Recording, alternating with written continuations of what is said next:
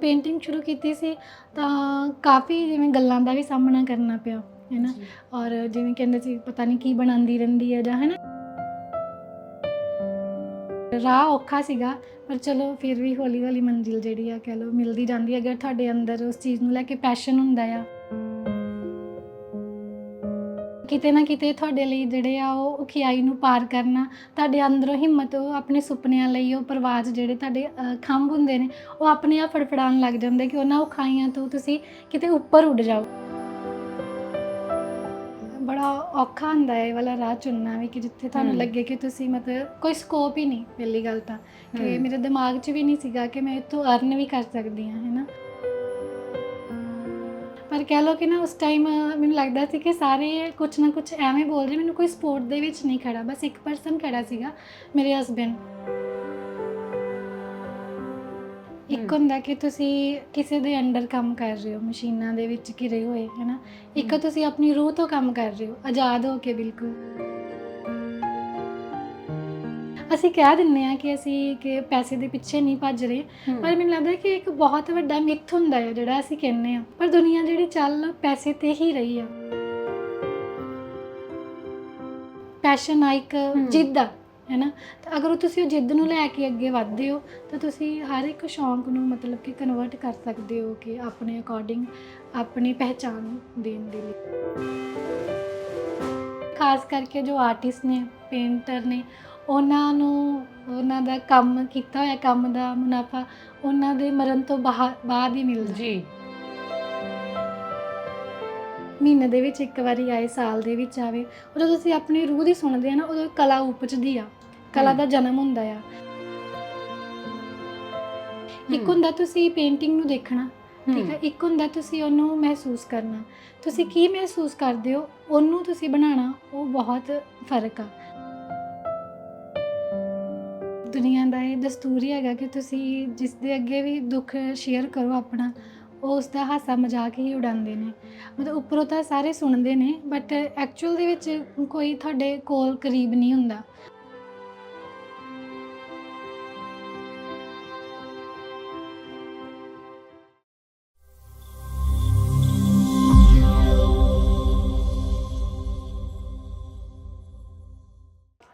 ਸਤਿ ਸ਼੍ਰੀ ਅਕਾਲ, ਤੁਸੀਂ ਵੇਖ ਰਹੇ ਹੋ ਬੀ ਸੋਸ਼ਲ ਤੇ ਮੈਂ ਤੁਹਾਡੇ ਨਾਲ ਰਣਦੀਪ ਅੰਧੇਰ। ਕਲਾ ਤੇ ਔਰਤ ਦੋਵਾਂ ਦਾ ਆਪਸ 'ਚ ਬਹੁਤ ਡੂੰਘਾ ਸੰਬੰਧ ਹੈ। ਦੋਵੇਂ ਇੱਕ ਦੂਜੇ ਦੀਆਂ ਪੂਰਕ ਹੁੰਦੀਆਂ ਨੇ। ਅਕਸਰ ਸਾਡੇ ਘਰਾਂ ਦੇ ਵਿੱਚ ਰਹਿਣ ਸਹਿਣ ਦੇ ਸਲੀਕੇ, ਘਰਾਂ ਨੂੰ ਸਜਾ ਕੇ ਰੱਖਣਾ, ਇਹ ਸਭ ਕੁਛ ਔਰਤ ਦੇ ਹਿੱਸੇ ਆਉਂਦਾ। ਇਹਦਾ ਇੱਕ ਕਾਰਨ ਇਹ ਵੀ ਹੁੰਦਾ ਕਿ ਔਰਤ ਨੂੰ ਸਾਜ ਸੱਜਾ, ਸ਼ਿੰਗਾਰ ਤੇ ਸੋਹਣਾ ਬਣਾ ਕੇ ਰੱਖਣਾ ਆਪਣੇ ਆਲੇ ਦੁਆਲੇ ਨੂੰ ਬਹੁਤ ਚੰਗਾ ਲੱਗਦਾ ਹੈ। ਇਸੇ ਕਰਕੇ ਕਲਾਤਮਕ ਚੀਜ਼ਾਂ ਉਹਨੂੰ ਆਪਣੀ ਜ਼ਿਆਦਾ ਨੇੜੇ ਮਹਿਸੂਸ ਹੁੰਦੀਆਂ ਨੇ ਅਤੇ ਉਹ ਕਲਾ ਦੇ ਨਾਲ ਜੁੜੀ ਹੋਈ ਹੁੰਦੀ ਹੈ। ਬਹੁਤ ਸਾਰੀਆਂ ਅਜਿਹੀਆਂ ਕਹਾਣੀਆਂ ਸਾਡੇ ਕੋਲ ਮੌਜੂਦ ਨੇ ਜਿੱਥੋਂ ਸਾਨੂੰ ਪਤਾ ਚੱਲਦਾ ਹੈ ਕਿ ਕਿਸੇ ਦੀ ਪ੍ਰੇਰਨਾ ਜਿਹੜੀ ਹੈ ਉਹਨਾਂ ਨੂੰ ਆਮ ਜ਼ਿੰਦਗੀ ਦੇ ਵਿੱਚੋਂ ਮਿਲੀ ਅਤੇ ਉਹਨਾਂ ਨੇ ਕਲਾ ਨੂੰ ਹੀ ਆਪਣਾ ਜੀਵਨ ਬਣਾ ਲਿਆ। ਪਰ ਇਹ ਸੁਭਾਗ ਸਾਰਿਆਂ ਨੂੰ ਨਹੀਂ ਮਿਲਦਾ। ਅਕਸਰ ਜ਼ਿੰਦਗੀ ਦੇ ਰੁਝੇਵੇਂ ਅਤੇ ਜ਼ਿੰਦਗੀ ਦੀਆਂ ਆਰਥਿਕ ਕਠਿਨਾਈਆਂ ਕਈ ਵਾਰ ਸਾਨੂੰ ਸਾਡੇ ਮਨ ਚਾਹੇ ਕੰਮ ਕਰਨ ਨਹੀਂ ਦਿੰਦੀਆਂ, ਉਹਨਾਂ ਕੰਮਾਂ ਤੋਂ ਰੋਕ ਦਿੰਦੀਆਂ ਨੇ। ਪਰ ਜੇਕਰ ਕੋਈ ਇਹਨਾਂ ਕਠਿਨਾਈਆਂ ਦੇ ਬਾਵਜੂਦ ਵੀ ਇਹ ਸੋਚੇ ਕਿ ਚਾਹੇ ਕੁਝ ਵੀ ਹੋ ਜੇ, ਮੈਂ ਆਪਣੀ ਕਲਾ ਦੇ ਰਸਤੇ ਨੂੰ ਨਹੀਂ ਛੱਡਣਾ ਅਤੇ ਮੈਂ ਆਪਣੇ ਮਨ ਚਾਹੇ ਰਸਤੇ ਦੇ ਵਿੱਚ ਹੀ ਆਪਣੀ ਪਹਿਚਾਣ ਬਣਾਉਣੀ ਆ, ਆਪਣੀ ਉਸੇ ਮੰਜ਼ਿਲ 'ਤੇ ਹੀ ਜਾਣਾ ਹੈ, ਤਾਂ ਇਹ ਕਹਾਣੀ ਸੱਚਮੁੱਚ ਨਿਵੇਕਲੀ ਅਤੇ ਵੱਖਰੀ ਹੁੰਦੀ ਹੈ। ਅਜਿਹੀ ਇੱਕ ਸ਼ਖਸੀਅਤ ਦੇ ਮੈਂ ਤੁਹਾਨੂੰ ਅੱਜ ਰੂਬਰੂ ਕਰਵਾਉਣਾ। ਉਹਨਾਂ ਦੇ ਸਟੂਡੀਓ ਅਸੀਂ ਅੱਜ ਪਹੁੰਚੇ ਹਾਂ। ਸਾਡੇ ਨਾਲ ਮੌਜੂਦ ਨੇ ਮੈਮ ਗੁਰਅਮਰਪ੍ਰੀਤ ਕੌਰ। ਪੇਸ਼ੇ ਵਜੋਂ ਬੈਂਕਰ ਰਹੇ ਨੇ, ਬੈਂਕ ਦੇ ਵਿੱਚ ਨੌਕਰੀ ਕਰਦੇ ਸੀ। ਪਰ ਇੱਕ ਵੇਲਾ ਅਜਿਹਾ ਆਇਆ ਕਿ ਉਹਨਾਂ ਨੂੰ ਲੱਗਿਆ ਕਿ ਬੇਸ਼ੱਕ MBA ਮੈਂ ਕੀਤੀ ਹੋਈ ਹੈ, ਪਰ ਬੈਂਕ ਦੇ ਵਿੱਚ ਨੌਕਰੀ ਕਰਨਾ ਮੇਰੀ ਜ਼ਿੰਦਗੀ ਦਾ ਆਰਥਿਕ ਤੌਰ 'ਤੇ ਜਾਂ ਕੁਝ ਵੀ ਕਹਿ ਲਈਏ ਆਖਰੀ ਸੱਚ ਨਹੀਂ ਹੋ ਸਕਦਾ, ਕਿਉਂਕਿ ਕਲਾ ਦਾ ਪੱਖ ਜਿਹੜਾ ਹੈ ਉਹਨਾਂ ਨੂੰ ਇਹ ਕਹਿ ਰਿਹਾ ਸੀ ਕਿ ਤੁਸੀਂ ਕੁਝ ਵੱਖਰਾ ਕਰਨਾ ਹੈ ਅਤੇ ਉਹ ਇਸੇ ਰਸਤੇ 'ਤੇ ਤੁਰ ਪਏ। ਅਤੇ ਇਸ ਰਸਤੇ 'ਤੇ ਤੁਰਨਾ ਉਹਨਾਂ ਲਈ ਸੌਖਾ ਨਹੀਂ ਸੀ। ਕਿਵੇਂ ਦਾ ਇਹ ਅਨੁਭਵ ਰਿਹਾ, ਇਸੇ ਅਨੁਭਵ ਬਾਰੇ ਗੱਲਬਾਤ ਕਰਾਂਗੇ ਉਹਨਾਂ ਦੇ ਨਾਲ। ਮਿਲਦੇ ਹਾਂ ਭੈਣ ਗੁਰਅਮਰਪ੍ਰੀਤ ਕੌਰ ਨੂੰ। ਸਤਿ ਸ਼੍ਰੀ ਅਕਾਲ ਭੈਣ ਸਤਿ ਜੀ। ਸ਼੍ਰੀ ਅਕਾਲ ਭੈਣੇ। ਕਿਵੇਂ ਹੋ ਤੁਸੀਂ? ਬਹੁਤ ਵਧੀਆ, ਤੁਸੀਂ ਸੁਣਾਓ?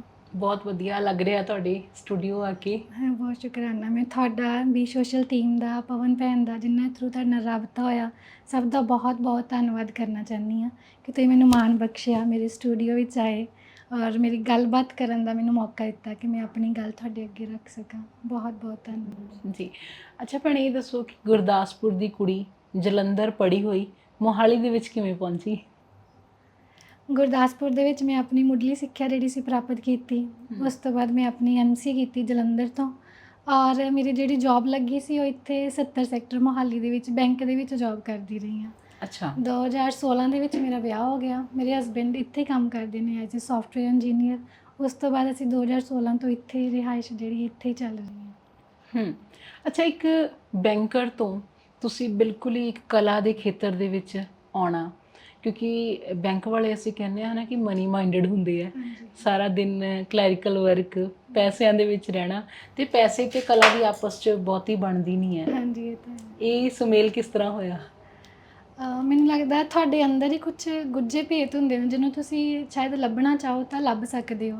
ਜਦੋਂ ਮੈਂ ਬੈਂਕ ਦੇ ਵਿੱਚ ਵੀ ਕੰਮ ਕਰਦੀ ਸੀ ਤਾਂ ਮੈਨੂੰ ਇਵੇਂ ਲੱਗਦਾ ਸੀ ਕਿ ਮੈਂ ਥੱਕ ਜਾਂਦੀ ਹਾਂ ਕੰਮ ਕਰਦੀ ਨਾ, ਤਾਂ ਮੈਂ ਕੰਪਿਊਟਰ ਖੋਲ੍ਹ ਕੇ ਉੱਥੇ ਪੇਂਟ ਖੋਲ੍ਹ ਕੇ ਕੁਛ ਨਾ ਕੁਛ ਮੈਂ ਬਣਾਉਂਦੀ ਰਹਿਣਾ, ਫੜੀ ਵੀ ਜਾਣਾ ਕਈ ਵਾਰੀ। ਔਰ ਸਰ ਨੇ ਕਹਿਣਾ ਵੀ ਕਿ ਤੁਸੀਂ ਫੜੇ ਗਏ ਹੋ ਤਾਂ ਕਿਸੇ ਹੋਰ ਨੇ ਦੇਖ ਲਿਆ, ਕਿਸੇ ਸੀਨੀਅਰ ਨੇ ਦੇਖ ਲਿਆ ਤਾਂ ਤੁਸੀਂ ਮਤਲਬ ਵੀ ਜੌਬ 'ਚੋਂ ਵੀ ਨਿਕਲ ਸਕਦੇ ਹੋ, ਹੈ ਨਾ। ਤਾਂ ਫਿਰ ਮੈਂ ਚੋਰੀ ਕਰਨਾ ਸ਼ੁਰੂ ਕਰਤਾ, ਬਟ ਮੈਂ ਕਰਦੀ ਸੀਗੀ ਉੱਥੇ ਵੀ। ਉਸ ਤੋਂ ਬਾਅਦ ਮੈਂ ਮੈਰਿਜ ਤੋਂ ਬਾਅਦ ਵੀ ਜਿਵੇਂ ਐਪਲੀਕੇਸ਼ਨ ਡਿਵੈਲਪਮੈਂਟ, ਐਪ ਡਿਵੈਲਪਮੈਂਟ ਦਾ ਕੋਰਸ ਕੀਤਾ। ਮੇਰੀ ਇੰਟਰਵਿਊਜ਼ ਵੀ ਹੋਈਆਂ, ਮੈਂ ਸਿਲੈਕਟ ਵੀ ਹੋ ਗਈ ਉਹਦੇ ਵਿੱਚ ਵੀ। ਅੱਛਾ। ਇੱਕ ਦਿਨ ਸਿਲੈਕਸ਼ਨ ਤੋਂ ਬਾਅਦ ਮੈਂ ਵਾਪਸ ਆ ਰਹੀ ਸੀਗੀ ਔਰ ਕੈਬ ਦੀ ਵੇਟ ਕਰ ਰਹੀ ਸੀਗੀ, ਤਾਂ ਉਹਦੇ ਵਿੱਚ ਕੀ ਹੋਇਆ ਕਿ ਮੈਨੂੰ ਇੱਦਾਂ ਲੱਗਾ ਕਿ ਆਫਿਸ ਦੇ ਵਿੱਚੋਂ ਸਾਰੇ ਲੋਕ ਨਿਕਲ ਰਹੇ ਸੀਗੇ, ਹੈ ਨਾ, ਲੈਪਟਾਪ ਵਾਲੇ ਬੈਗ ਫੜੇ ਹੋਏ, ਔਰ ਸਾਰੇ ਜਿਵੇਂ ਬੜੇ ਮਾਯੂਸ 'ਚ, ਔਰ ਜਿਵੇਂ ਕਹਿ ਲਓ ਥਕਾਵਟ ਜੀ ਫੇਸ ਦੇ ਉੱਪਰ, ਮਾਨਸਿਕ ਤਣਾਵ ਕਹਿ ਸਕਦੇ ਹੋ ਨਾ। ਤਾਂ ਮੈਨੂੰ ਇਵੇਂ ਲੱਗਾ ਕਿ ਇਹ ਮਸ਼ੀਨਾਂ ਦੇ ਵਿੱਚ ਘਿਰੇ ਹੋਏ ਨੇ ਸਾਰੇ, ਔਰ ਕੱਲ੍ਹ ਤੋਂ ਮੈਂ ਵੀ ਇਹਨਾਂ ਦਾ ਹੀ ਹਿੱਸਾ ਬਣ ਜਾਣਾ ਆ, ਕਿ ਮੈਂ ਵੀ ਇਹਨਾਂ ਦੇ ਵਾਂਗੂ ਬੈਗ ਲੈ ਕੇ ਬਾਹਰ ਆਊਂਗੀ ਔਰ ਘਰੇ ਜਾ ਕੇ ਇਵੇਂ ਕਿ ਰੁੱਝ ਜਾਊਂਗੀ ਮਸ਼ੀਨਾਂ ਦੇ ਵਿੱਚ। ਕਿਤੇ ਅੰਦਰੋਂ ਕਹਿ ਲਓ ਕਿ ਅੰਦਰ ਦੀ ਆਵਾਜ਼ ਤੁਹਾਨੂੰ ਪੁਕਾਰਦੀ ਸੀਗੀ ਕਿ ਇੱਧਰਲੇ ਰਸਤੇ ਨਹੀਂ ਜਾਣਾ। ਘਰੇ ਆ ਕੇ ਮੈਂ ਆਪਣੇ ਹਸਬੈਂਡ ਨੂੰ ਕਿਹਾ ਕਿ ਮੈਂ ਨਹੀਂ ਕਰ ਸਕਦੀ ਜੌਬ, ਕਿ ਮੇਰੇ ਵੱਸ ਦਾ ਨਹੀਂ ਹੈ, ਮੈਨੂੰ ਸਮਝ ਹੀ ਨਹੀਂ ਆਉਂਦਾ ਕਿ ਜਿਵੇਂ ਆ ਲੌਜਿਕ ਵਗੈਰਾ ਆ ਮੇਰੇ ਪੱਲੇ ਹੀ ਨਹੀਂ ਪੈਂਦੇ, ਹੈ ਨਾ। ਤਾਂ ਉਸ ਦਿਨ ਸੀਗਾ ਮੈਂ ਇੱਕ ਸਕੈਚ ਬਣਾਇਆ, ਜਿਵੇਂ ਕਹਿ ਲਓ ਕਿ ਥਕਾਵਟ ਦੇ ਕਰਕੇ ਜਾਂ ਮਾਨਸਿਕ ਤਣਾਵ ਤੋਂ ਬਾਹਰ ਨਿਕਲਣ ਲਈ ਮੈਂ ਇੱਕ ਸਕੈਚ ਬਣਾਇਆ, ਉਹਨੂੰ ਇੰਸਟਾਗ੍ਰਾਮ 'ਤੇ ਪੋਸਟ ਕਰਤਾ। ਉਸ ਪੋਸਟ ਦੇ ਜਿਹੜੇ ਰਿਪਲਾਈ ਆਏ ਔਰ ਕਮੈਂਟਸ ਆਏ, ਉਹਨਾਂ ਨੇ ਮੈਨੂੰ ਹੱਲਾਸ਼ੇਰੀ ਦਿੱਤੀ ਇਸ ਰਾਹ ਦੇ ਵਿੱਚ ਅੱਗੇ ਵਧਣ ਦੇ ਲਈ। ਅਤੇ ਉਹੀ ਦਿਨ ਸੀਗਾ ਮੇਰਾ ਜਿਹੜਾ ਇੱਧਰਲੀ ਸਾਈਡ ਦਾ ਜਿਹੜਾ ਰਾਹ ਸਫ਼ਰ ਸ਼ੁਰੂ ਹੋ ਗਿਆ ਸੀਗਾ। ਕਹਿੰਦੇ ਕਿ ਸੋਸ਼ਲ ਮੀਡੀਆ ਦੀ ਜੇ ਸਹੀ ਵਰਤੋਂ ਹੋਵੇ ਤਾਂ ਇਹ ਤੁਹਾਡਾ ਬਹੁਤ ਸਹਿਯੋਗ ਕਰ ਸਕਦਾ ਹੈ ਨਾ, ਪਰ ਵਧੇਰੇ ਕਰਕੇ ਅਸੀਂ ਇਹਦੀ ਸਹੀ ਵਰਤੋਂ ਨਹੀਂ ਕਰਦੇ। ਅੱਛਾ, ਇੱਕ ਕੁੜੀ ਜਿਹੜੀ ਇਹ ਫੈਸਲਾ ਲੈਂਦੀ ਹੈ ਕਿ ਉਹ ਇੱਕ ਫਿਕਸ ਸੈਲਰੀ ਵਾਲੀ ਜੌਬ ਛੱਡ ਕੇ ਆਪਣਾ ਕੁਝ ਵੱਖਰਾ ਕਰੇਗੀ, ਕਿਸੇ ਅਜਿਹੇ ਖੇਤਰ ਦੇ ਵਿੱਚ ਹੱਥ ਅਜਮਾਉਣਾ ਜਿਹਦੇ ਵਿੱਚ ਤੁਹਾਡੀ ਆਮਦਨੀ ਕੋਈ ਨਿਸ਼ਚਿਤ ਨਹੀਂ ਹੈ, ਖਰਚੇ ਸੁਭਾਵਿਕ ਤੌਰ 'ਤੇ ਤੁਹਾਡੇ ਹੋਣੇ ਨੇ, ਪਰਿਵਾਰ ਦਾ ਸਹਿਯੋਗ ਕਿਵੇਂ ਦਾ ਸੀ? ਬੜਾ ਔਖਾ ਹੁੰਦਾ ਹੈ ਇਹ ਵਾਲਾ ਰਾਹ ਚੁਣਨਾ ਵੀ, ਕਿ ਜਿੱਥੇ ਤੁਹਾਨੂੰ ਲੱਗੇ ਕਿ ਤੁਸੀਂ ਮਤਲਬ ਕੋਈ ਸਕੋਪ ਹੀ ਨਹੀਂ, ਪਹਿਲੀ ਗੱਲ ਤਾਂ ਕਿ ਮੇਰੇ ਦਿਮਾਗ 'ਚ ਵੀ ਨਹੀਂ ਸੀਗਾ ਕਿ ਮੈਂ ਇੱਥੋਂ ਅਰਨ ਵੀ ਕਰ ਸਕਦੀ ਹਾਂ, ਹੈ ਨਾ। ਇਹਨੂੰ ਬਸ ਐਜ਼ ਏ ਸ਼ੌਂਕੀਆ ਤੌਰ 'ਤੇ ਸ਼ੁਰੂ ਕੀਤਾ ਸੀਗਾ ਕਿ ਆਪਣੇ ਆਪ ਤੋਂ ਬਾਹਰ ਨਿਕਲਣ ਦੀ। ਐਕਚੁਅਲੀ ਇੱਕ ਟਾਈਮ ਪੀਰੀਅਡ ਇਵੇਂ ਦਾ ਆਇਆ ਸੀ ਕਿ ਮੈਂ ਕਾਫੀ ਜ਼ਿਆਦਾ ਡਿਪਰੈਸ਼ਨ ਦੇ ਵਿੱਚ ਚਲੀ ਗਈ ਸੀਗੀ, ਔਰ ਨੀਂਦ ਵਾਲੀਆਂ ਗੋਲੀਆਂ ਖਾ ਲੈਣੀਆਂ, ਜਿਵੇਂ ਕਿ ਕਾਫੀ ਜ਼ਿਆਦਾ ਡਿਪਰੈਸ਼ਨ ਸੀਗਾ। ਉਸ ਤੋਂ ਬਾਹਰ ਨਿਕਲਣ ਲਈ ਮੈਂ ਕਹਿ ਲਓ ਇੱਕ ਕਲਾ ਦਾ ਵੀ ਸਹਾਰਾ ਲਿਆ, ਹੈ ਨਾ। ਤਾਂ ਉਸ ਟਾਈਮ ਸਿਰਫ ਮੈਂ ਡੇਲੀ ਬੇਸ 'ਤੇ ਇਸ ਕਰਕੇ ਪਾਉਂਦੀ ਸੀਗੀ ਕਿ ਆਪਣੇ ਆਪ ਨੂੰ ਸਕੂਨ ਮਿਲਦਾ ਸੀਗਾ, ਠੀਕ ਹੈ, ਕੁਛ ਆਪਣੇ ਅੰਦਰ ਦਾ ਤਣਾਅ ਜਿਹੜਾ ਮੁਕਤ ਕਰਨ ਦੇ ਲਈ। ਔਰ ਹੌਲੀ ਹੌਲੀ ਜਿਵੇਂ ਘਰਦਿਆਂ ਨੇ ਵੀ ਸਾਰਿਆਂ ਨੇ ਜ਼ੋਰ ਲਾਇਆ ਕਿ ਤੂੰ MC ਕੀਤੀ ਹੋਈ ਹੈ, ਤੂੰ ਵਧੀਆ ਜੌਬ ਕਰ ਸਕਦੀ ਹਾਂ, ਵਧੀਆ ਅਰਨ ਕਰ ਸਕਦੀ ਹਾਂ, ਤੂੰ ਇਸ ਰਸਤੇ ਕਿਉਂ ਜਾ ਰਹੀ ਆ।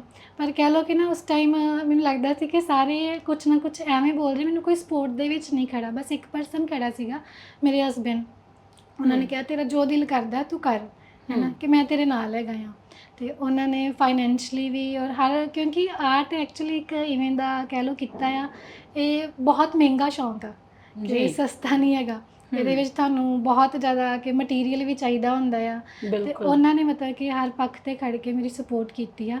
ਔਰ ਰਾਹ ਔਖਾ ਸੀਗਾ, ਪਰ ਚਲੋ ਫਿਰ ਵੀ ਹੌਲੀ ਹੌਲੀ ਮੰਜ਼ਿਲ ਜਿਹੜੀ ਆ ਕਹਿ ਲਓ ਮਿਲਦੀ ਜਾਂਦੀ ਹੈ। ਅਗਰ ਤੁਹਾਡੇ ਅੰਦਰ ਉਸ ਚੀਜ਼ ਨੂੰ ਲੈ ਕੇ ਪੈਸ਼ਨ ਹੁੰਦਾ ਆ, ਇੱਕ ਅਗਨ ਹੁੰਦੀ ਤੁਹਾਡੇ ਅੰਦਰ ਨਾ, ਤਾਂ ਉਹ ਕਿਤੇ ਨਾ ਕਿਤੇ ਦੁਆਰ ਆਪਣੇ ਆਪ ਖੁੱਲ੍ਹਦੇ ਜਾਂਦੇ ਆ। ਭੈਣੇ ਅੱਜ ਤੁਹਾਡੀ ਆਪਣੀ ਇੱਕ ਪਹਿਚਾਣ ਬਣ ਚੁੱਕੀ ਹੈ। ਆਪਣੇ ਕੰਮ ਨੂੰ ਲੈ ਕੇ ਤੁਸੀਂ ਕੌਮਾਂਤਰੀ ਪੱਧਰ ਤੇ ਜਾਣੇ ਜਾਂਦੇ ਹੋ। ਤੁਸੀਂ ਦੇਸ਼ ਤੋਂ ਬਾਹਰ ਜਾ ਕੇ ਵੀ ਐਗਜ਼ੀਬਿਸ਼ਨਸ ਲਗਾਈਆਂ ਨੇ। ਕਿਵੇਂ ਦਾ ਮਹਿਸੂਸ ਹੁੰਦਾ ਹੈ? ਮੈਨੂੰ ਵਧੀਆ ਮਹਿਸੂਸ ਹੁੰਦਾ ਆ, ਪਰ ਅਜੇ ਵੀ ਇੱਦਾਂ ਲੱਗਦਾ ਕਿ ਬਹੁਤ ਕੰਮ ਆ ਜਿਹੜਾ ਕਰਨ ਵਾਲਾ ਆ। ਮੈਂ ਲਿਟਰੇਚਰ ਨੂੰ ਬਹੁਤ ਜ਼ਿਆਦਾ ਪੜ੍ਹਦੀ ਹਾਂ, ਮੈਨੂੰ ਸ਼ੌਂਕ ਆ ਲਿਟਰੇਚਰ ਦਾ, ਪੰਜਾਬੀ ਕਲਚਰ ਦਾ। ਮੈਨੂੰ ਲੱਗਦਾ ਕਿ ਮੈਂ ਕੁਛ ਇਵੇਂ ਦੀ ਦੇਣ ਦੇਵਾਂ ਆਪਣੇ ਪੰਜਾਬ ਨੂੰ, ਤਾਂ ਕਿ ਮੈਂ ਪੰਜਾਬ ਦੀ ਬੇਟੀ ਵਜੋਂ ਜਾਣੀ ਜਾਵਾਂ, ਕਿ ਪੰਜਾਬ ਦੀ ਧੀ ਸੀਗੀ ਜਿਹਨੇ ਮਤਲਬ ਕਿ ਪੰਜਾਬ ਦਾ ਨਾਮ ਰੋਸ਼ਨ ਕੀਤਾ। ਕਾਫੀ ਸਾਰੇ ਕਹਿ ਲਓ ਕਿ ਕਾਫੀ ਕੰਮ ਇੱਦਾਂ ਦੇ ਨੇ ਜਿਹੜੇ ਬਹੁਤ ਪੈਂਡਿੰਗ ਪਏ ਆ, ਮੈਂ ਪੰਜਾਬ ਦੇ ਲਈ ਕਰਨਾ ਚਾਹੁੰਦੀ ਹਾਂ।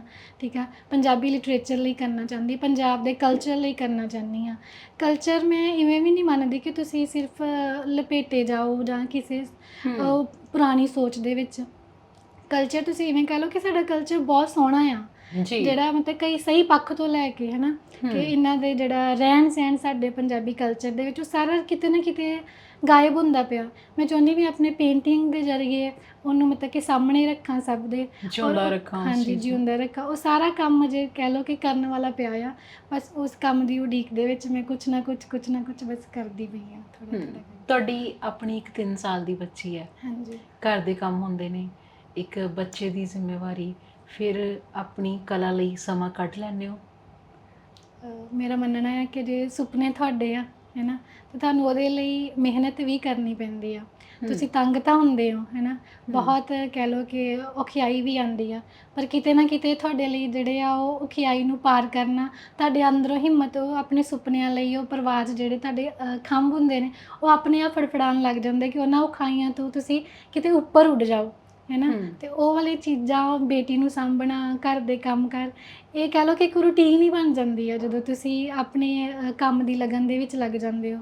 ਅਤੇ ਉਹ ਇੱਕ ਰੂਟੀਨ ਦਾ ਹਿੱਸਾ ਬਣਦਿਆਂ ਹੋਇਆ ਤੁਸੀਂ ਉਹਨਾਂ ਨੂੰ ਇੱਕ ਚਟਾਨ ਦੀ ਤਰ੍ਹਾਂ ਕਹਿ ਲਓ ਕਿ ਇੱਕ ਚਟਾਨ ਆ, ਉਹ ਪਹਿਲਾਂ ਤਾਂ ਬਹੁਤ ਵੱਡੀ ਪੱਥਰ ਦੀ ਤਰ੍ਹਾਂ, ਪਹਾੜ ਦੀ ਤਰ੍ਹਾਂ ਲੱਗਦੀ ਹੈ, ਬਾਅਦ 'ਚੋਂ ਇਵੇਂ ਲੱਗਦਾ ਕੋਈ ਛੋਟਾ ਜਿਹਾ ਪੱਥਰ ਹੀ ਹੈਗਾ, ਤੁਸੀਂ ਆਰਾਮ ਨਾਲ ਪਾਰ ਕਰਕੇ ਅੱਗੇ ਨਿਕਲ ਜਾਂਦੇ ਹੋ। ਪਰ 3 ਸਾਲ ਦਾ ਬੱਚਾ ਬਹੁਤ ਛੋਟਾ ਹੁੰਦਾ ਹੈ ਨਾ, ਹਾਂਜੀ ਤੇ ਉਹਦਾ ਕੋਈ ਸੌਣ ਜਾਗਣ ਦਾ ਕੋਈ ਇੱਕ ਪੱਕਾ ਸਮਾਂ ਨਹੀਂ ਹੁੰਦਾ, ਹਾਂਜੀ। ਤਾਂ ਕਿਵੇਂ ਮੈਨੇਜ ਕਰਦੇ ਹੋ? ਕਿਉਂਕਿ ਮੇਰੇ ਖਿਆਲ 'ਚ ਮੈਨੂੰ ਐਵੇਂ ਲੱਗਦਾ ਕਿ ਕਲਾ ਦਾ ਇੱਕ ਰੱਬੀ ਆਵੇਸ਼ ਹੁੰਦਾ ਹੈ ਨਾ, ਕਿਸੇ ਵੇਲੇ ਤੁਹਾਡੇ ਹੱਥ ਨਹੀਂ ਰੁਕਦੇ ਤਾਂ ਉਹਨਾਂ ਹੁੰਦਾ ਕਿ ਹੁਣੇ ਕੁਝ ਵਾਹ ਦਿਆਂ ਹੈ ਨਾ, ਤੇ ਉਸ ਵੇਲੇ ਜੇ ਐਵੇਂ ਦੀਆਂ ਜ਼ਿੰਮੇਵਾਰੀਆਂ ਤੁਹਾਡੇ ਤੇ ਹੋਣ, ਫਿਰ ਕਿਵੇਂ ਸੰਭਾਲਦੇ ਹੋ? ਪਹਿਲਾਂ ਸੀਗਾ ਇਵੇਂ ਕਿ ਜਦੋਂ ਜਿੱਥੇ ਰਹਿੰਦੇ ਸੀ, ਮੇਰਾ ਸਟੂਡੀਓ ਘਰ ਦੇ ਵਿੱਚ ਹੀ ਸੀਗਾ। ਉਦੋਂ ਮੈਂ ਕੀ ਕਰਦੀ ਸੀ, ਸਵੇਰੇ 4 ਵਜੇ ਉੱਠ ਜਾਂਦੀ ਸੀਗੀ।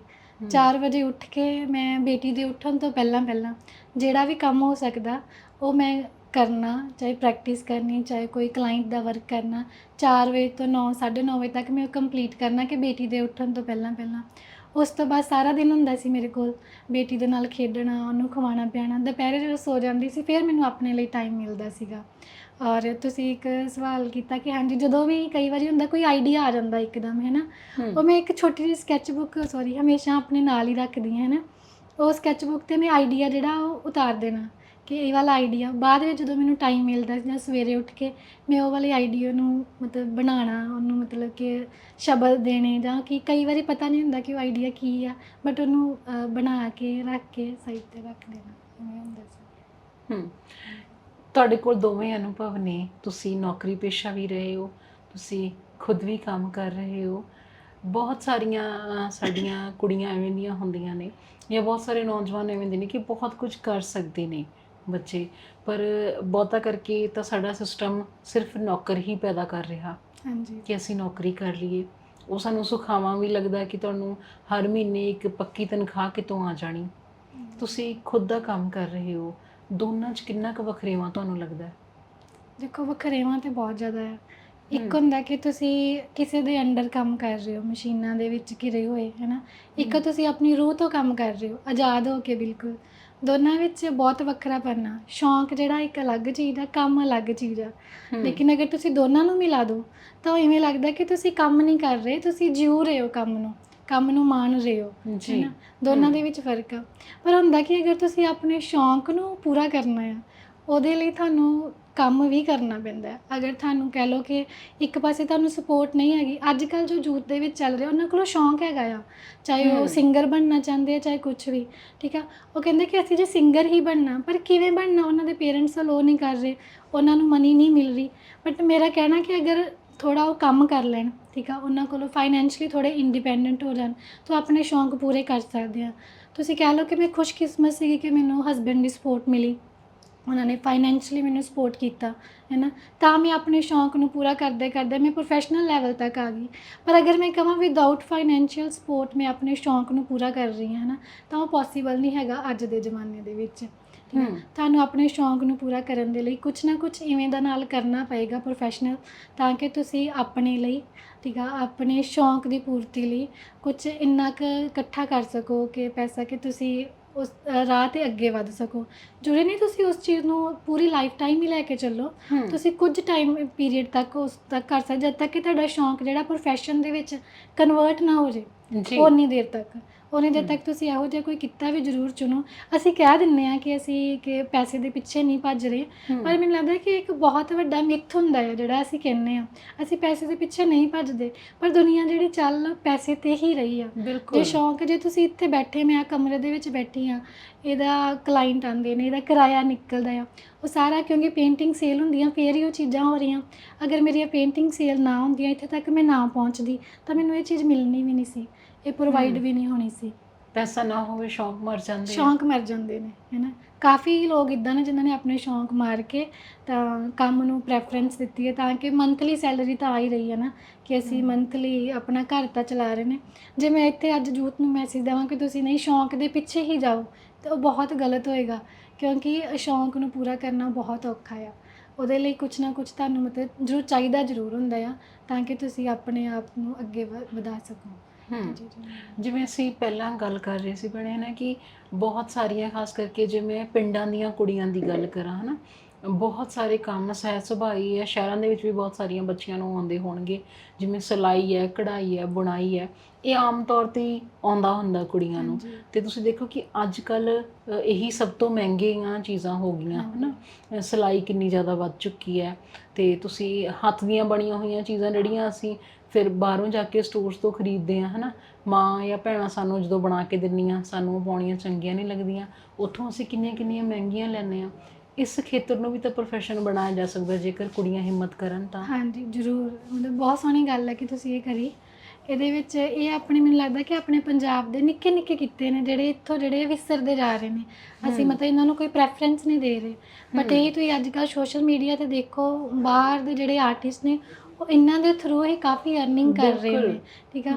ਮੇਰੀਆਂ ਕਈ ਭੈਣਾਂ ਨੇ ਜਿਨ੍ਹਾਂ ਨਾਲ ਮੈਂ ਗੱਲ ਕਰਦੀ, ਉਹਨਾਂ ਨੂੰ ਸਿਲਾਈ ਵੀ ਆਉਂਦੀ ਹੈ, ਕਢਾਈ ਵੀ ਆਉਂਦੀ ਹੈ, ਔਰ ਜਿਵੇਂ ਕੋਟੀਆਂ ਬਣਾਉਣੀਆਂ, ਬੁਣਾਈ ਵਗੈਰਾ ਸਾਰਾ ਕੁਛ। ਮੈਂ ਉਹਨਾਂ ਨੂੰ ਕਹਿੰਦੀ ਤੁਸੀਂ ਇਹ ਕੰਮ ਕਿਉਂ ਨਹੀਂ ਸ਼ੁਰੂ ਕਰਦੇ? ਕਹਿੰਦੇ ਇਸ ਕੰਮ ਦੇ ਵਿੱਚ ਸਕੋਪ ਹੀ ਨਹੀਂ ਹੈਗਾ, ਅਸੀਂ ਕਰਕੇ ਕਰਾਂਗੇ, ਹਰ ਕੋਈ ਕਰ ਲੈਂਦਾ ਪਿੰਡਾਂ ਦੇ ਵਿੱਚ। ਪਰ ਇਸ ਕੰਮ ਨੂੰ ਪ੍ਰੋਫੈਸ਼ਨਲ ਬਣਾਉਣ ਦੇ ਵਿੱਚ ਇੱਕ ਸ਼ੌਂਕ ਦੇ ਤੌਰ 'ਤੇ ਅਗਰ ਅਸੀਂ ਰੱਖੀਏ, ਮਤਲਬ ਉਹ ਵਾਲੀਆਂ ਲੇਡੀਜ਼ ਦੇ ਲਈ ਜਿਹੜੀਆਂ ਘਰ ਦੇ ਵਿੱਚ ਬੈਠੀਆਂ ਆ, ਬਾਹਰ ਨਹੀਂ ਜਾ ਸਕਦੀਆਂ, ਕਿ ਅਰਨਿੰਗ ਨਹੀਂ ਕਰ ਸਕਦੀਆਂ, ਉਹ ਇਸ ਨੂੰ ਇੱਕ ਸਾਧਨ ਬਣਾ ਸਕਦਾ ਇਹਨੇ ਅਰਨ ਕਰਨ ਦਾ, ਤਾਂ ਕਿ ਉਹ ਆਪਣੇ ਸ਼ੌਂਕ ਪੂਰੇ ਕਰ ਸਕਣ, ਆਪਣਾ ਇੱਕ ਵਜੂਦ ਬਣਾ ਸਕਣ, ਠੀਕ ਆ। ਇਹ ਚਾਹੇ ਚੀਜ਼ਾਂ ਛੋਟੀਆਂ ਨੇ, ਪਰ ਇਹਨਾਂ ਦਾ ਵਜੂਦ ਬਹੁਤ ਆ, ਠੀਕ ਆ। ਇਹ ਤੁਹਾਨੂੰ ਇੱਕ ਪਹਿਚਾਣ ਦੇ ਜਾਂਦੀਆਂ। ਜਿਵੇਂ ਕਹਿ ਲਓ ਕਿ ਮੈਂ ਜਦੋਂ ਪੇਂਟਿੰਗ ਸ਼ੁਰੂ ਕੀਤੀ ਸੀ, ਤਾਂ ਕਾਫੀ ਜਿਵੇਂ ਗੱਲਾਂ ਦਾ ਵੀ ਸਾਹਮਣਾ ਕਰਨਾ ਪਿਆ, ਹੈ ਨਾ, ਔਰ ਜਿਵੇਂ ਕਹਿੰਦੇ ਸੀ ਪਤਾ ਨਹੀਂ ਕੀ ਬਣਾਉਂਦੀ ਰਹਿੰਦੀ ਹੈ, ਜਾਂ ਹੈ ਨਾ, ਕਾਫੀ ਕੁਛ ਹੁੰਦਾ ਸੀ। ਬਟ ਉਹ ਅਗਰ ਤੁਹਾਡੇ ਅੰਦਰ ਕਹਿ ਲਓ ਕਿ ਇੱਕ ਪੈਸ਼ਨ ਆ, ਇੱਕ ਜਿੱਦ ਆ, ਹੈ ਨਾ, ਤਾਂ ਅਗਰ ਤੁਸੀਂ ਉਹ ਜਿੱਦ ਨੂੰ ਲੈ ਕੇ ਅੱਗੇ ਵੱਧਦੇ ਹੋ, ਤਾਂ ਤੁਸੀਂ ਹਰ ਇੱਕ ਸ਼ੌਂਕ ਨੂੰ ਮਤਲਬ ਕਿ ਕਨਵਰਟ ਕਰ ਸਕਦੇ ਹੋ, ਕਿ ਆਪਣੇ ਅਕੋਰਡਿੰਗ ਆਪਣੀ ਪਹਿਚਾਣ ਦੇਣ ਦੇ ਲਈ। ਜੀ, ਇੱਕ ਸ਼ੌਂਕ ਦੇ ਲਈ ਕੰਮ ਕਰਨਾ, ਕਲਾ ਜਿਹੜੀ ਆ ਉਹ ਸ਼ੌਂਕੀਆ ਹੁੰਦੀ ਹੈ, ਉਹ ਇੱਕ ਵੱਖਰੀ ਚੀਜ਼ ਹੈ। ਤੁਸੀਂ ਜਦੋਂ ਇਸ ਨੂੰ ਇੱਕ ਪ੍ਰੋਫੈਸ਼ਨ ਬਣਾ ਲੈਂਦੇ ਹੋ, ਫਿਰ ਤੁਹਾਨੂੰ, ਜਿਵੇਂ ਤੁਸੀਂ ਪਹਿਲਾਂ ਕਿਹਾ ਕਿ ਖਰਚੇ ਵੀ ਮੈਨੇਜ ਕਰਨੇ ਆ, ਤਾਂ ਉਹ ਸਭ ਕੁਛ ਵੱਡੇ ਪੱਧਰ 'ਤੇ ਕੰਮ ਹੁੰਦਾ, ਜਿਹਦੇ 'ਚ ਕਾਫੀ ਜਣੇ ਜਿਹੜੇ ਆ ਉਹ ਹੁੰਦੇ ਨੇ। ਤੁਸੀਂ ਇਕੱਲੇ ਹੀ ਸਭ ਕੁਝ ਕਰ ਰਹੇ ਹੋ? ਇਸ ਟਾਈਮ ਪਹਿਲਾਂ ਤਾਂ ਮੈਂ ਇਕੱਲੀ ਕਰਦੀ ਸੀਗੀ, ਬਟ ਹੁਣ ਮੈਂ ਜਿਵੇਂ ਇੱਕ ਪਲੇਟਫਾਰਮ ਸ਼ੁਰੂ ਕੀਤਾ, ਪੰਜਾਬ ਆਰਟ ਹਾਊਸ, ਉਹਦੇ ਵਿੱਚ ਮੇਰੇ ਨਾਲ ਆਰਟਿਸਟ ਜੁੜੇ ਹੋਏ ਨੇ, ਜੀ ਉਹ ਆਰਟਿਸਟ ਮੈਂ ਐਕਚੁਅਲੀ ਇੱਕ ਇਵੇਂ ਦਾ ਪਲੇਟਫਾਰਮ ਖੜਾ ਕਰਨਾ ਚਾਹੁੰਦੀ ਜਿਹਦੇ ਵਿੱਚ ਉਹ ਵਾਲੇ ਆਰਟਿਸਟ ਜਿਹੜੇ ਕੰਮ ਤਾਂ ਬਹੁਤ ਸੋਹਣਾ ਕਰ ਰਹੇ ਆ ਪਰ ਉਹਨਾਂ ਨੂੰ ਕੋਈ ਐਕਸਪੋਜ਼ਰ ਨਹੀਂ ਮਿਲ ਰਿਹਾ ਕਿ ਉਹਨਾਂ ਦਾ ਕੰਮ ਸਾਡੇ ਤੱਕ ਨਹੀਂ ਪਹੁੰਚ ਰਿਹਾ। ਜਿਵੇਂ ਕਹਿ ਲਓ ਕਿ ਮੈਂ ਸੋਸ਼ਲ ਮੀਡੀਆ ਦਾ ਵੀ ਯੂਜ਼ ਕਰ ਰਹੀ ਹਾਂ, ਠੀਕ ਹੈ, ਮੇਰਾ ਕੰਮ ਸੋਸ਼ਲ ਮੀਡੀਆ ਥਰੂ ਔਨਲਾਈਨ ਕਾਫੀ ਲੋਕ ਦੇਖ ਰਹੇ ਨੇ, ਬਟ ਕਈ ਆਰਟਿਸਟ ਇਵੇਂ ਦੇ ਵੀ ਹੈਗੇ ਜਿਹੜੇ ਸੋਸ਼ਲ ਮੀਡੀਆ ਯੂਜ਼ ਹੀ ਨਹੀਂ ਕਰ ਰਹੇ, ਠੀਕ ਹੈ, ਉਹਨਾਂ ਦਾ ਕੰਮ ਜਿਹੜਾ ਹੈ ਸਾਡੇ ਤੱਕ ਪਹੁੰਚ ਹੀ ਨਹੀਂ ਪਾ ਰਿਹਾ। ਮੈਂ ਚਾਹੁੰਦੀ ਉਹਨਾਂ ਸਾਰਿਆਂ ਨੂੰ ਇੱਕ ਇਹੋ ਜਿਹਾ ਪਲੇਟਫਾਰਮ ਮਿਲੇ ਕਿ ਉਹ ਆਪਣਾ ਕੰਮ ਜਿਹੜਾ ਹੈ ਸਾਰਿਆਂ ਤੱਕ ਸ਼ੋਅ ਕਰ ਸਕਣ, ਉਹਨਾਂ ਨੂੰ ਅਰਨਿੰਗ ਹੋ ਸਕੇ ਉਸ ਚੀਜ਼ ਤੋਂ ਜੋ ਵੀ ਉਹਨਾਂ ਨੇ ਅੱਜ ਤੱਕ ਖੱਟਿਆ, ਕਿਉਂਕਿ ਖਾਸ ਕਰਕੇ ਜੋ ਆਰਟਿਸਟ ਨੇ, ਪੇਂਟਰ ਨੇ, ਉਹਨਾਂ ਨੂੰ ਉਹਨਾਂ ਦਾ ਕੰਮ ਕੀਤਾ ਹੋਇਆ ਕੰਮ ਦਾ ਮੁਨਾਫਾ ਉਹਨਾਂ ਦੇ ਮਰਨ ਤੋਂ ਬਾਅਦ ਹੀ ਮਿਲਦਾ। ਜੀ ਕਾਫੀ ਆਰਟਿਸਟ ਦਾ ਤੁਸੀਂ ਨਾਂ ਸੁਣਿਆ ਹੋਏਗਾ, ਉਹਨਾਂ ਨੂੰ ਇੱਦਾਂ ਕਿ ਉਹਨਾਂ ਦੇ ਜਿਉਂਦੇ ਜੀ ਉਹਨਾਂ ਨੂੰ ਉਸ ਚੀਜ਼ ਦੀ ਪ੍ਰਸ਼ੰਸਾ ਨਹੀਂ ਮਿਲੀ ਕਦੀ ਵੀ, ਬਟ ਉਹਨਾਂ ਦੇ ਜਾਣ ਤੋਂ ਬਾਅਦ ਉਹਨਾਂ ਦੀਆਂ ਪੇਂਟਿੰਗਸ ਦਾ, ਉਹਨਾਂ ਦੀ ਕਲਾ ਦਾ ਬਹੁਤ ਜ਼ਿਆਦਾ ਮੁੱਲ ਪਿਆ। ਪਰ ਮੈਨੂੰ ਲੱਗਦਾ ਕਿ ਮੁੱਲ ਜਿਹੜਾ ਹੈ ਉਸ ਬੰਦੇ ਦੇ ਹੁੰਦੇ ਹੋਏ ਹੀ ਹੋਣਾ ਚਾਹੀਦਾ ਆ, ਤਾਂ ਕਿ ਉਹ ਉਸ ਸ਼ੌਂਕ ਨੂੰ ਆਪਣਾ ਜੋ ਉਹਨਾਂ ਦੇ ਅੰਦਰ ਇੱਕ ਕਹਿ ਲਓ ਕਿ ਗੁਣ ਹੁੰਦਾ ਆ ਉਹਨੂੰ ਅੱਗੇ ਤੱਕ ਵਧਾ ਸਕਣ, ਦੁਨੀਆ ਤੱਕ ਰੱਖ ਸਕਣ। ਉਹਦੇ ਲਈ ਜ਼ਰੂਰੀ ਹੈ ਕਿ ਉਹ ਕਿਸੇ ਨਾ ਕਿਸੇ ਤਰ੍ਹਾਂ ਉਹਨਾਂ ਨੂੰ ਐਕਸਪੋਜ਼ਰ ਮਿਲੇ। ਜੋ ਯੂਥ ਹੈ ਅੱਜ ਕੱਲ੍ਹ ਦਾ, ਉਹ ਆਪਣੇ ਸ਼ੌਂਕਾਂ ਨੂੰ ਨਾ ਮਾਰਨ, ਠੀਕ ਆ। ਜਿਵੇਂ ਅਸੀਂ ਮਸ਼ੀਨੀ ਦੁਨੀਆ ਦੇ ਵਿੱਚ ਕੀ ਹੁੰਦਾ, ਸਾਡੀ ਰੂਹ ਕੈਦ ਹੋ ਜਾਂਦੀ ਜਦੋਂ ਅਸੀਂ ਮਸ਼ੀਨੀ ਦੁਨੀਆ ਦੇ ਵਿੱਚ ਜਾਂਦੇ ਹਾਂ ਨਾ, ਅਤੇ ਜਦੋਂ ਸਾਡੀ ਰੂਹ ਕੈਦ ਹੋ ਜਾਂਦੀ ਨਾ ਅਸੀਂ ਆਪਣੇ ਆਪ ਨਾਲੋਂ ਬਹੁਤ ਅਲੱਗ ਹੋ ਜਾਂਦੇ ਹਾਂ, ਠੀਕ ਆ। ਇੱਕ ਸਮਾਂ ਇਵੇਂ ਦਾ ਵੀ ਆਉਂਦਾ ਜਦੋਂ ਅਸੀਂ ਆਪਣੀ ਰੂਹ ਦੀ ਸੁਣਦੇ ਹਾਂ, ਚਾਹੇ ਉਹ ਮਹੀਨੇ ਦੇ ਵਿੱਚ ਇੱਕ ਵਾਰੀ ਆਏ, ਸਾਲ ਦੇ ਵਿੱਚ ਆਵੇ, ਉਹ ਜਦੋਂ ਅਸੀਂ ਆਪਣੀ ਰੂਹ ਦੀ ਸੁਣਦੇ ਹਾਂ ਨਾ ਉਦੋਂ ਕਲਾ ਉਪਜਦੀ ਆ, ਕਲਾ ਦਾ ਜਨਮ ਹੁੰਦਾ ਆ। ਉਹ ਚਾਹੇ ਪੇਂਟਿੰਗ ਦੇ ਰੂਪ 'ਚ ਹੋਵੇ, ਸੰਗੀਤ ਦੇ ਰੂਪ ਵਿੱਚ ਹੋਵੇ, ਜਾਂ ਰਿਟਨ ਕਵਿਤਾ ਦੇ ਰੂਪ ਵਿੱਚ ਹੋਵੇ, ਅਤੇ ਉਹ ਜਿਹੜੀ ਕਲਾ ਉਪਜਦੀ ਆ ਨਾ ਉਸ ਟਾਈਮ 'ਤੇ, ਜਿਵੇਂ ਤੁਸੀਂ ਕਹਿੰਦੇ ਹੋ ਕਿ ਆਮਦ ਹੀ ਹੁੰਦੀ ਆ, ਤਾਂ ਉਸ ਨੂੰ ਜ਼ਰੂਰ ਮਾਨਣ, ਉਸ ਚੀਜ਼ ਨੂੰ, ਉਹਨੂੰ ਚੀਜ਼ ਨੂੰ ਮਾਨਣ ਦਾ ਇੱਕ ਮਤਲਬ ਕਿ ਰਸ ਰੱਖਣ। ਇਹ ਨਹੀਂ ਕਿ ਅੱਜ ਕੱਲ੍ਹ ਦੇਖੋ ਕਿ ਲੋਕਾਂ ਦੇ ਵਿੱਚ ਟੈਲੈਂਟ ਬਹੁਤ ਜ਼ਿਆਦਾ ਆ ਜੀ, ਆਰਟਿਸਟ ਬਹੁਤ ਜ਼ਿਆਦਾ ਆ, ਪਰ ਉਹ ਯਥਾਰਥਵਾਦ ਦੇ ਕੋਲ ਨੇ, ਭਾਵਵਾਚਕ ਦੇ ਕੋਲ ਨਹੀਂ ਹੈਗੇ ਕਿ ਜੋ ਤੁਹਾਡੇ ਭਾਵ ਆ। ਇੱਕ ਹੁੰਦਾ ਤੁਸੀਂ ਪੇਂਟਿੰਗ ਨੂੰ ਦੇਖਣਾ, ਠੀਕ ਹੈ, ਇੱਕ ਹੁੰਦਾ ਤੁਸੀਂ ਉਹਨੂੰ ਮਹਿਸੂਸ ਕਰਨਾ। ਤੁਸੀਂ ਕੀ ਮਹਿਸੂਸ ਕਰਦੇ ਹੋ ਉਹਨੂੰ ਤੁਸੀਂ ਬਣਾਉਣਾ, ਉਹ ਬਹੁਤ ਫਰਕ ਆ ਜੋ ਐਕਚੁਅਲ ਬਣਾਉਣ ਦੇ ਵਿੱਚ। ਅਤੇ ਮੇਰਾ ਸਭ ਨੂੰ ਇਹੀ ਸੁਨੇਹਾ ਆ ਕਿ ਤੁਸੀਂ ਪੰਜਾਬ ਅਤੇ ਪੰਜਾਬ ਦੇ ਲਈ ਜ਼ਰੂਰ ਕੁਛ ਨਾ ਕੁਛ ਕਰੋ, ਠੀਕ ਹੈ, ਅਤੇ ਕਲਾ ਨੂੰ ਜ਼ਰੂਰ ਆਪਣੇ ਮਤਲਬ ਕਿ ਦਿਲ ਦੇ ਕਰੀਬ ਰੱਖੋ। ਅੱਛਾ, ਤੁਸੀਂ ਕਿਹਾ ਸੀ ਕਿ ਵੀ ਆਪਣੀ ਜ਼ਿੰਦਗੀ ਦੇ ਦੁੱਖ ਪਰੇਸ਼ਾਨੀਆਂ ਦੂਜੇ ਸੁਣਨ ਦੇ ਵਿੱਚ ਤੁਹਾਡੀ ਜ਼ਿੰਦਗੀ ਬਾਰੇ ਕੋਈ ਦਿਲਚਸਪੀ ਨਹੀਂ ਰੱਖਦੇ, ਉਹ ਸਵਾਦ ਲੈਂਦੇ ਨੇ, ਪਰ ਉਹਨਾਂ ਨੂੰ ਤੁਹਾਡੀ ਜ਼ਿੰਦਗੀ ਨਾਲ ਕੁਝ ਲੈਣਾ ਦੇਣਾ ਨਹੀਂ ਹੈ। ਅਜਿਹਾ ਤੁਹਾਨੂੰ ਕਿਉਂ ਲੱਗਦਾ? ਕਿਉਂਕਿ ਕਹਿ ਲਓ ਕਿ ਦੁਨੀਆ ਦਾ ਇਹ ਦਸਤੂਰ ਹੀ ਹੈਗਾ ਕਿ ਤੁਸੀਂ ਜਿਸ ਦੇ ਅੱਗੇ ਵੀ ਦੁੱਖ ਸ਼ੇਅਰ ਕਰੋ ਆਪਣਾ, ਉਹ ਉਸ ਦਾ ਹਾਸਾ ਮਜ਼ਾਕ ਹੀ ਉਡਾਉਂਦੇ ਨੇ। ਮਤਲਬ ਉੱਪਰੋਂ ਤਾਂ ਸਾਰੇ ਸੁਣਦੇ ਨੇ, ਬਟ ਐਕਚੁਅਲ ਦੇ ਵਿੱਚ ਕੋਈ ਤੁਹਾਡੇ ਕੋਲ ਕਰੀਬ ਨਹੀਂ ਹੁੰਦਾ। ਤੁਹਾਨੂੰ ਆਪਣੇ ਲਈ ਖੁਦ ਹੀ ਹਿੰਮਤ ਕਰਨੀ ਪੈਂਦੀ ਆ। ਮੇਰੀ ਲਾਈਫ ਦੇ ਵਿੱਚ ਵੀ ਇੱਕ ਵਾਰੀ ਟਾਈਮ ਆਇਆ, ਮੈਂ ਕਾਫੀ ਜ਼ਿਆਦਾ ਬਿਮਾਰ ਹੋ ਗਈ ਸੀਗੀ। ਮੇਰੀ ਬੇਟੀ 4 ਮਹੀਨਿਆਂ ਦੀ ਸੀਗੀ ਔਰ ਮੈਂ PGI 1 ਮਹੀਨੇ ਦੇ ਲਈ ਐਡਮਿਟ ਹੋਈ ਸੀਗੀ। ਔਰ ਉਹ ਇਹੋ ਜਿਹਾ ਟਾਈਮ ਪੀਰੀਅਡ ਸੀਗਾ ਕਿ ਜਿਹਦੇ ਵਿੱਚ ਤੁਹਾਨੂੰ ਆਪਣਿਆਂ ਦਾ, ਠੀਕ ਆ, ਔਰ ਤੁਹਾਡੇ ਕੌਣ ਕਰੀਬ ਆ, ਕੌਣ ਦੂਰ ਆ, ਉਹ ਸਭ ਪਤਾ ਚੱਲ ਜਾਂਦਾ। ਅਤੇ ਮੈਨੂੰ ਲੱਗਦਾ ਕਿ ਦੁਨੀਆ ਜੋ ਹੈ ਨਾ, ਉਹ ਤੁਹਾਨੂੰ, ਅਸੀਂ ਕਿਸੇ ਨੂੰ ਵੀ ਦੇਖੋ ਚਾਹੁੰਦੇ ਨੇ ਕਿ ਤੁਸੀਂ ਸਾਡੇ ਨਾਲ ਬੈਠੋ, ਕੁਛ ਹਾਸੇ ਖੇਡੇ ਵਾਲੀਆਂ ਗੱਲਾਂ ਹੀ ਸ਼ੇਅਰ ਕਰੋ।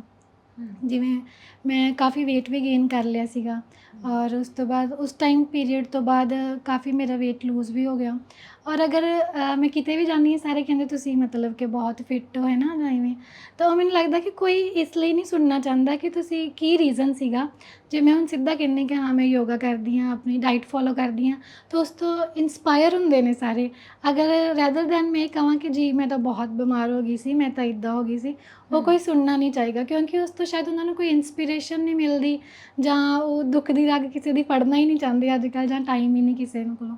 ਤਾਂ ਉਹ ਫਿਰ ਸਿੱਧਾ ਕੀ ਕਹਿਣਗੇ ਕਿ ਅੱਛਾ ਜੀ ਕੀ ਡਾਈਟ ਫੋਲੋ ਕਰਦੇ ਨੇ, ਇੰਸਪਾਇਰਡ ਹੋ ਕੇ ਸ਼ਾਇਦ ਉਹ ਵੀ ਆਪਣੀ ਲਾਈਫ ਅੱਗੇ ਚੇਂਜ ਕਰ ਲੈਂਦੇ ਨੇ, ਜਾਂ ਉਹਨਾਂ ਨੂੰ ਲੱਗਦਾ ਕਿ ਓਕੇ ਠੀਕ ਆ, ਅਸੀਂ ਵੀ ਆਪਣੀ ਲਾਈਫ ਦੇ ਵਿੱਚ ਢਾਲ ਸਕਦੇ ਹਾਂ।